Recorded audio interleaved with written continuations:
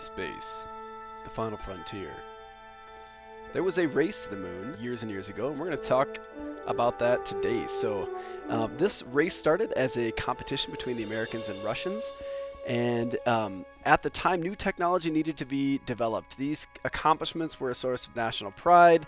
Moon race required development in stages, and it required an unmanned rocket, or started with an unmanned rocket into Earth's orbit, and then a manned rocket into Earth's orbit, and then manned flight to space, and then scouting the moon. So this is basically, kind of the overarching history of what's going on here.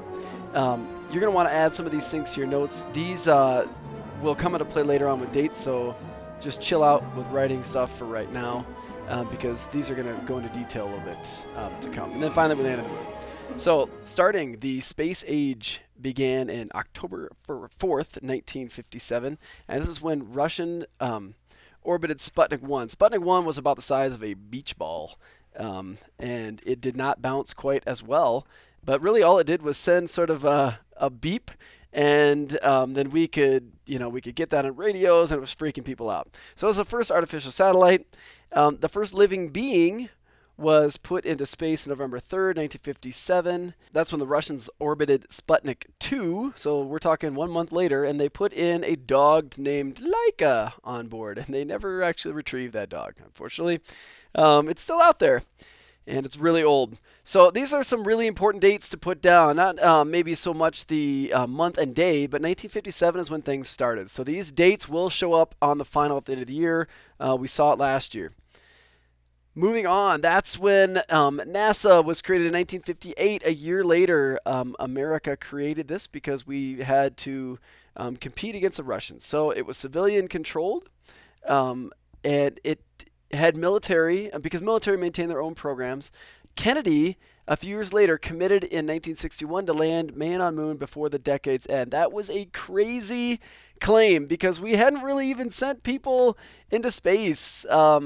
We didn't really even know what we were doing. And he said, hey, in less than 10 years, we're going to put someone on the moon. And the remarkable thing about that is that we stopped doing that decades ago, and we don't even have the current resources available to do that tomorrow if we wanted to. We'd have to get a lot of things back up and running and back in place. So it was a crazy commitment to be able to do that. So we're going to talk about that a little bit. The Pioneer 4 space probe was launched March 4th, 1959. This is a Juno 2 rocket, less significant here. And then the Russian Mekta rocket was 2 months earlier. And this is when we sent two monkeys into space. They were named Abel and Baker. That's why it was called the Abel-Baker mission. One was a rhesus monkey, and one was a little tiny squirrel monkey. These two monkeys survived space orbit and got up to speeds of 16,000 kilometers per hour at 38G. That is insane. So these monkeys, and look at how comfortable he looks. All right, so then moving on into space program, we started saying, hey, if monkeys can do it, why can't humans? So then in 1961, Yuri Gagarin circled Earth once on April 12th. Okay, so that was first time that a human had circled the Earth, 1961. And then the Americans said, hey, and if you notice here, we are always seeming to be one step behind the Russians. I'm going to go back a slide here because this... the Russian rocket, they had launched this 2 months earlier to when we had launched this Juno rocket. So we're always slightly behind. And so then we established a Mercury project where we put humans in space. Alan Shepard had a suborbital flight in May. So a month later, we're not that far behind, May 1961. So 1961 was that year that we were putting people into space. And John Glenn became the first American to orbit the Earth. Moving on now into the Gemini program, and all of these space explorations had specific rockets that launched them. The Gemini program was specifically designed to learn to prepare trips to the moon. So that was the importance of Gemini. That'd be an important part to note down. The Ranger and Lunar orbital programs from 61 to 67 provided photographs, figured out a landing site. They surveyed the moon. All these things kind of happened in the late 60s and gathered moon samples. We actually were able to land on the moon, gather moon samples, collect them.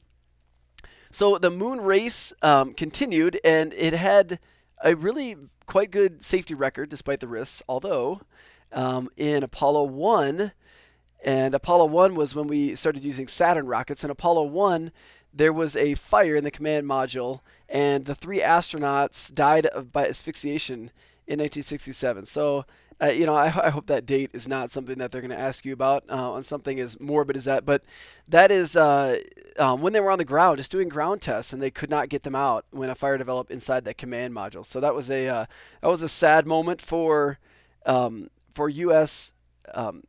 The space race, and again, everything was going so well up to that point that it was really kind of a shocker of the reality of it.